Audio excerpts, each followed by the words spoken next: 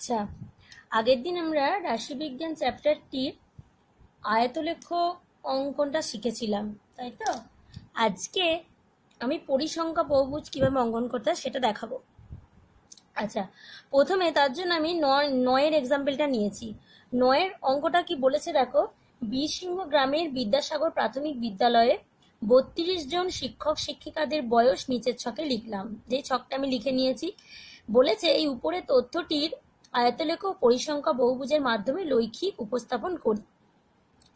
আমরা আয়তলেখ শিখেছি, তা আয়তলেখটা আমি আর দেখাচ্ছি না, ওটা তোমরা নিজেরা আয়তলেখটা বাড়িতে অঙ্কন করবে। আমি পরিসংখ্যা বহুভুজটা তোমাদের দেখিয়ে দিচ্ছি।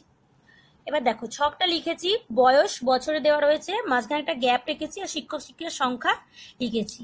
আচ্ছা, গ্যাপটা কেন রেখেছি? কারণ পরিসংখ্যা বহুভুজ অঙ্কন করতে গেলে আমাকে এই যে শ্রেণীগুলো আছে এই শ্রেণীগুলোর মধ্যমান নিতে হয়, অর্থাৎ মধ্যমানের রেসপেক্টে আমি শিক্ষক শিক্ষিকার সংখ্যাটা ড্র করব। ঠিক আছে, তার জন্য মধ্যমানটা আমাকে প্রথমে দরকার। আচ্ছা, তাহলে দেখো, এই কলামটার আমি নাম দিলাম মধ্যমান। ঠিক আছে, 25 থেকে 30-এর মধ্যমান কি হবে? মধ্যমান নির্ণয় আমরা আগেই শিখেছি। কি হবে?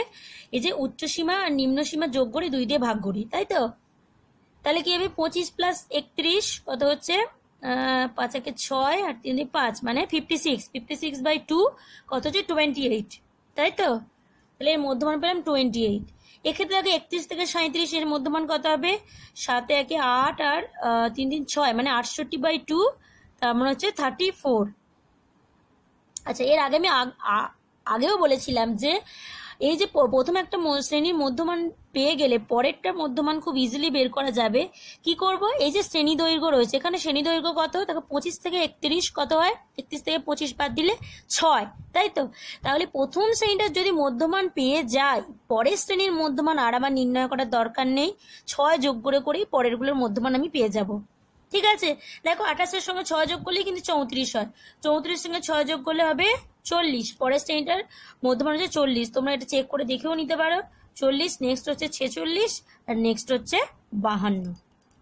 ঠিক আছে, এবার এই যে মধ্যমানগুলো নিলাম, এবার মধ্যমানগুলোকে আমরা হচ্ছে ছক কাগজে লিখবো। প্রথমে তাহলে একটা অ্যাক্সিস আমি নিয়েছি, এটাকে ও দিলাম মূলবিন্দু, এদিকে এক্স অ্যাক্সিস আর এটা হচ্ছে ওয়াই অ্যাক্সিস। আচ্ছা, এখানে এক্স অ্যাক্সিস বরাবর আমি কি করব? শ্রেণী মধ্যমানটা লিখব, আর ওয়াই অ্যাক্সিস বরাবর আমি শিক্ষক শিক্ষিকার সংখ্যা মানে পরিসংখ্যাটা লিখব। ঠিক আছে, আচ্ছা, এক্স অ্যাক্সিস বরাবর আমি আগের থেকেই সুবিধার জন্য আমি স্কেলের সাহায্যে মাপ নিয়ে নিয়েছি। ঠিক আছে, আচ্ছা, প্রথমে দেখো এখানে কত থেকে শুরু হয়েছে? 25 থেকে 31। তাহলে আচ্ছা, তোমরা ডিরেক্ট মধ্যমানগুলোকেও লিখতে পারো অথবা শ্রেণী লিখে তার মধ্যমানগুলোও লিখতে পারো। আমি প্রথমে শ্রেণী লিখছি। ধরো এই বিন্দুটা আমি 25 নিয়েছি।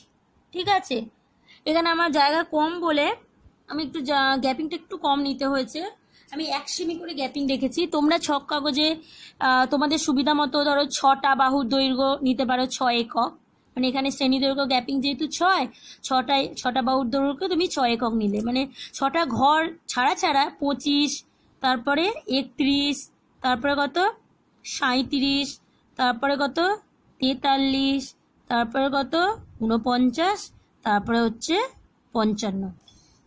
এগুলো আমি লিখলাম। এবার কি বলেছি? আমরা মধ্যমানের রেসপেক্টে হচ্ছে শিক্ষক শিক্ষার সংখ্যাটা করব, তাই তো?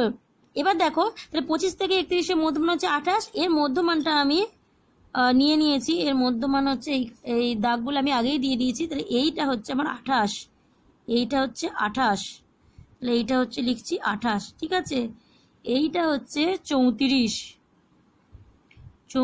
আর এইটা হচ্ছে 40, এইটা হচ্ছে 46 আর এইটা হচ্ছে 52।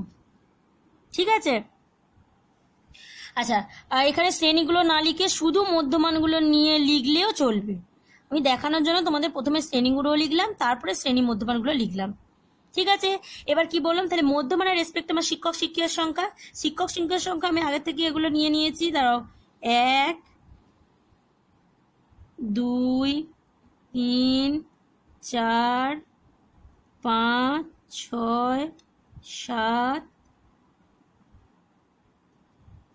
8 9 10 11, ম্যাক্সিমাম কত হচ্ছে 13, 11 12 13, আর লেখার দরকার নেই। ঠিক আছে, আচ্ছা এবার দেখো তাহলে কি বললাম, মধ্যমান হচ্ছে 28, 28 মানে মধ্যমানের শিক্ষক শিক্ষকের সংখ্যা কত 10, তাহলে আমি এই 28 এর রেসপেক্টে এখানে কত করব 10, তাই তো এখানে হচ্ছে 10, তাই তো এইটা হচ্ছে একটা বিন্দু পেলাম। ঠিক আছে, আচ্ছা নেক্সট দেখো 34, 34 এর রেসপেক্টে কত শিক্ষক শিক্ষক সংখ্যা 13, তাই তো তাহলে 34 এর রেসপেক্টে শিক্ষক সংখ্যা পাচ্ছি 13, তাহলে এই বিন্দুটা পেলাম। তোমাদের ছক্কা কাগজে করলে অতটা অসুবিধা হবে না, সুবিধাই হবে। ঠিক আছে, আচ্ছা তাহলে এই বিন্দুটা কত পেলাম, এই বিন্দুটা পেলাম হচ্ছে, এটা লিখেও দিতে পারো 28 আর কত 10, এই বিন্দুটা পেলাম কত 34 আর হচ্ছে 13, তাই তো। নেক্সট হচ্ছে 40 আর 5, চলো 40 এর রেসপেক্টে কত 5,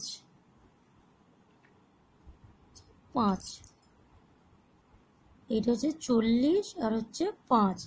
ঠিক আছে, নেক্সট হচ্ছে 46 3, 46 এর রেসপেক্টে কত 3, তাই তো তাহলে এটা হচ্ছে 46 আর 3। নেক্সট হচ্ছে 52 1, 52 1, 52 1। ঠিক আছে, তাহলে প্রথমে আমরা বিন্দুগুলি স্থাপন করলাম। এবার আমি চাইছি পরিসংখ্যা বহুভুজ অঙ্কন করতে, তাহলে আমাকে কি করতে হবে, বহু বিন্দুগুলো পরপর যোগ করতে হবে সরলরেখার সাহায্যে। তাহলে সরলরেখার সাহায্যে যোগ করে দাও, সরলরেখার সাহায্যে। তাহলে প্রথম হচ্ছে 28 10 ছিল, তারপরে ছিল 34 13, তারপর হচ্ছে 40 5, এই বিন্দুগুলো পরপর সরলরেখার সাহায্যে যোগ করে দাও, স্কেল দিয়ে যোগ করো, হচ্ছে।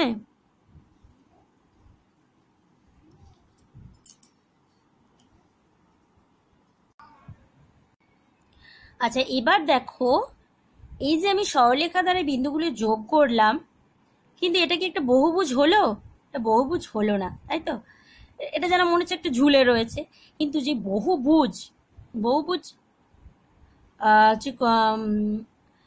হচ্ছে কমপ্লিট করার জন্য তখন আমরা কি করতে হবে, আমাদের এই যে প্রথম শ্রেণীর আগের শ্রেণী 25 থেকে 31, তার আগের শ্রেণী কত হবে 19 থেকে 25, তাই তো। এই আগের শ্রেণীর আর এই 49 থেকে 55 পরের শ্রেণী কত হবে 55 থেকে 61, তাই তো 6 করে গ্যাপ। তাহলে এর আগের শ্রেণীর আর পরের শ্রেণীর মধ্যমানগুলোকে আমাকে যোগ করে নিতে হবে বহুভুজ কমপ্লিট করার জন্য। ঠিক আছে, তাহলে 25 থেকে 31 এর আগের শ্রেণী হচ্ছে 19 থেকে 25, আর 49 থেকে 55 পরের শ্রেণী হচ্ছে 55 সঙ্গে 6 যোগ করো, কত হবে 61, 55 থেকে 61। ঠিক আছে, এবার এর মধ্যমান কত হবে, এর মধ্যমান হচ্ছে 55 থেকে 61, মধ্যমান হচ্ছে কত হবে 52 সঙ্গে 6 যোগ করে নাও, কত 58, আর 19 থেকে 25 এর মধ্যমান কত হবে 28 থেকে 6 বিয়োগ করে নাও, কত হবে 22, তাই তো 22। ঠিক আছে, এবার এই যে এই 22 আর হচ্ছে 58, এই বিন্দুতে আমি x অক্ষে এই বিন্দুটাতে x অক্ষে অর্থাৎ y স্থানাঙ্ক 0 ধরে আমি বিন্দুগুলো যোগ করে নেব, তাই তো। তাহলে কি হবে, তাহলে এই 22 বিন্দুটাকে যোগ করো,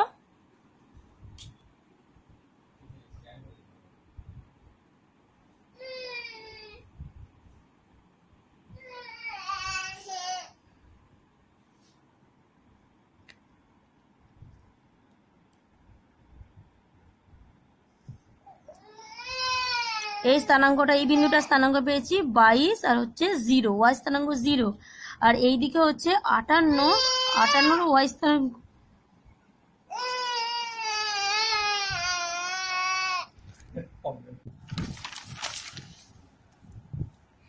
আচ্ছা তাহলে এখানে আমি যদি বিন্দুগুলোর নাম দিয়ে দিই, ধরো এই বিন্দুটার নাম দিলাম এ, এটা বি, এটা সি, এটা ডি, এটা ই, এটা এফ, আর এটা হচ্ছে জি। তাহলে A B C D E F G হলো একটি পরিসংখ্যা বহুভুজ। ঠিক আছে। আচ্ছা, আমার আগে আমি বলতে ভুলে গেছি, যেহেতু এখানে আমি 25 থেকে প্রথম শুরু করেছিলাম, তাহলে যেহেতু 0 থেকে শুরু করিনি, তাহলে আগের মধ্যে এখানে আমি একটা ভগ্ন রেখা দিয়ে দেব। ঠিক আছে।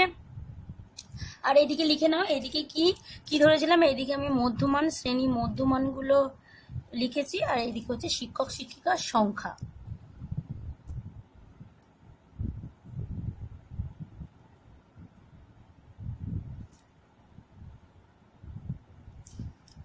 ঠিক আছে। আচ্ছা, এবার আমি এর পরের এক্সাম্পলটা দেখি। পরে দেখো আমি 11 দাগের এক্সাম্পলটা নিয়েছি। 11 দাগে কি বলেছে দেখো, ছকটাতে দিয়েছে নিচে পরিসংখ্যা বিভাজন ছকটি পরিসংখ্যা বহুভুজ অঙ্কন করি। সেখানে শ্রেণী আর পরিসংখ্যা দেওয়া রয়েছে, এখানে আমি ওটা লিখে নিয়েছি। আচ্ছা, এক্ষেত্রে দেখো যেটা আগেরটার সাথে যেটা পার্থক্য, সেটা হলো এটার মধ্যে দেখো 1 থেকে 10, 11 থেকে 20, 21 থেকে 30, অর্থাৎ এখানে এই উচ্চ সীমা আর পরেরটার হচ্ছে নিম্ন সীমার মধ্যে গ্যাপ রয়েছে। তাহলে এরকম গ্যাপ থাকলে আমরা যেমন আয়তলেখার ক্ষেত্রে করেছিলাম, যে গ্যাপ থাকলে আমাকে প্রথমে শ্রেণীর সীমানা করে নিতে হবে, এক্ষেত্রেও প্রথমে আমাকে শ্রেণীর সীমানা করে নিতে হবে, অর্থাৎ গ্যাপ থাকলে হবে না। ঠিক আছে। তাহলে এখানে লেখো শ্রেণী সীমানা।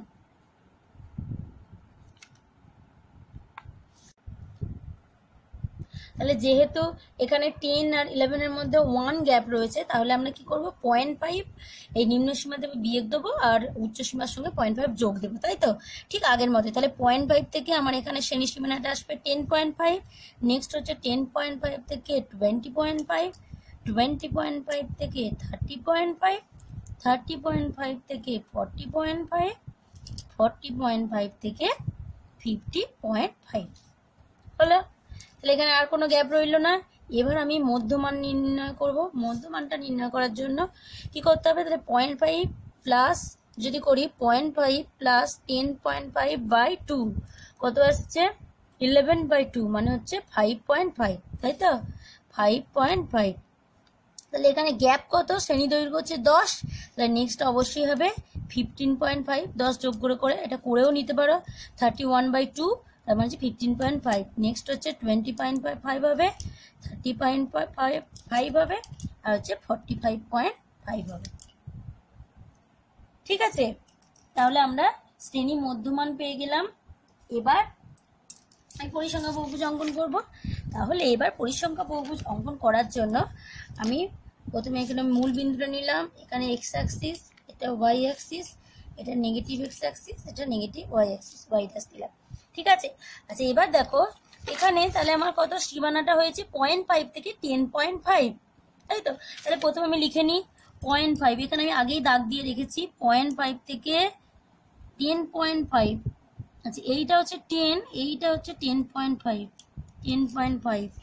নেক্সট হচ্ছে কত, 20.5, নেক্সট হচ্ছে 30.5, নেক্সট হচ্ছে 40.5, 50.5, এইটা কত পর্যন্ত রয়েছে, 50.5 পর্যন্ত রয়েছে।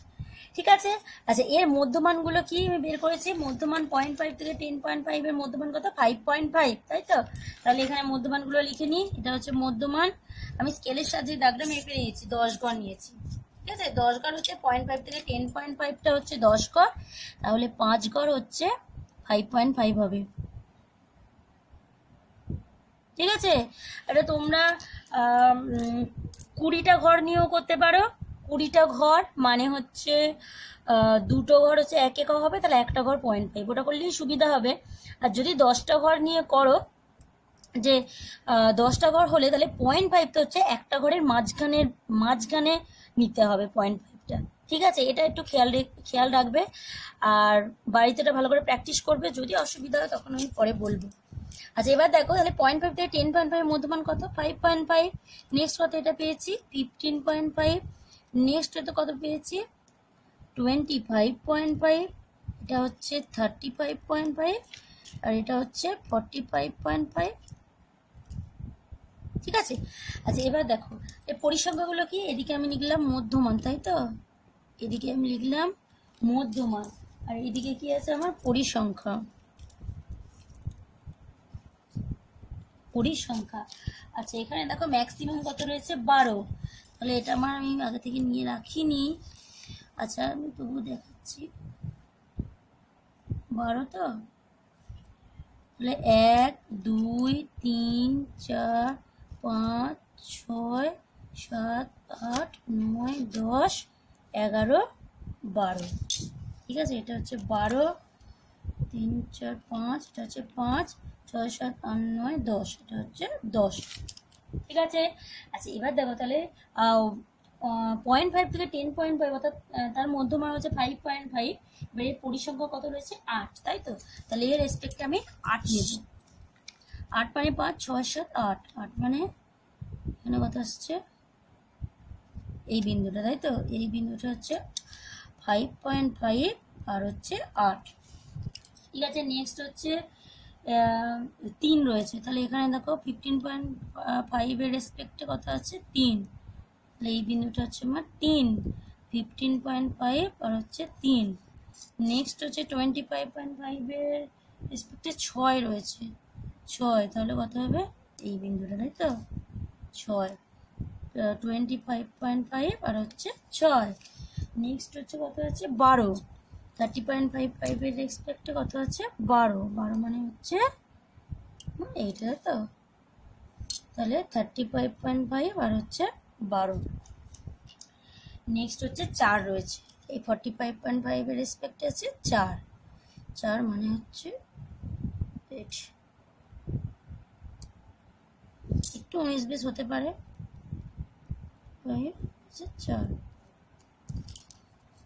হয়েছে। আচ্ছা এবার তাহলে আগের মতো আমি কি বললাম যে বিন্দুগুলো স্থাপন করেছিলাম সেগুলোকে আমি সরলরেখার সাথে যোগ করব, স্কেলের সাথে যোগ করে দাও, সরলরেখা দিয়ে যোগ করো।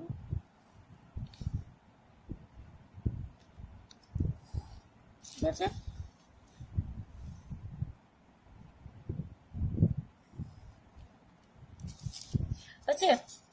আচ্ছা এইবার হচ্ছে আগের মতোই আমি কি করব, এর আগের শ্রেণী আর পরের শ্রেণীর মধ্যমানের সঙ্গে আমাকে এই বহুভুজটা কমপ্লিট করার জন্য মধ্যমানগুলোকে এক্স অক্ষে আমাকে যোগ করতে হবে। সেটা করার জন্য আমি বলেছি যে আগের 0.5 থেকে 10.5 এর আগের শ্রেণী কত আসবে, আগের শ্রেণী আসবে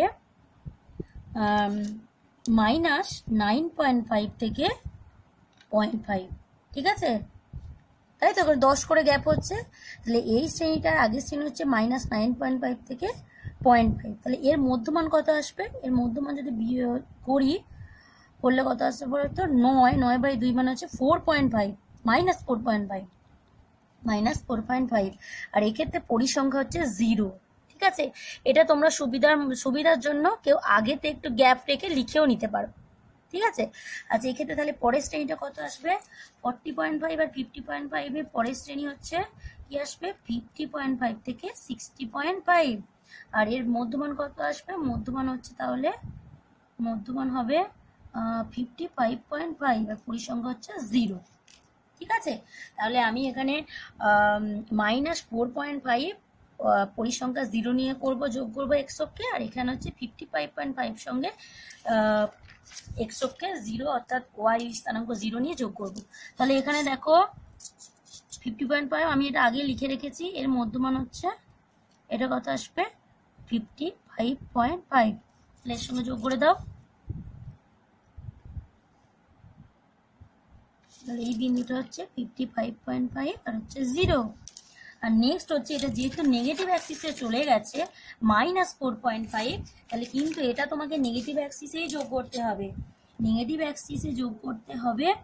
এবং আচ্ছা দেখো প্রত্যেকের ক্ষেত্রে কিন্তু আমি 10 করে গ্যাপ রেখেছি, আমি আমার স্কেলে 2 সেন্টিমিটার গ্যাপ রেখেছি, তাহলে 0.5 থেকে এই বিন্দুটা হচ্ছে -9.5, এর মধ্যমান হচ্ছে -4.5। এই গ্যাপিংটা যেন প্রতিটার ক্ষেত্রেই সেম হয়, নেগেটিভ অ্যাক্সিস হলেও গ্যাপিং কিন্তু সেম হবে, এখান থেকে এটা যা গ্যাপ এটা থেকে এটা যা গ্যাপ, ঠিক আছে। তাহলে এখানে তোমাকে নেগেটিভ অ্যাক্সিসে -4.5 এর সঙ্গে এটা যোগ করো,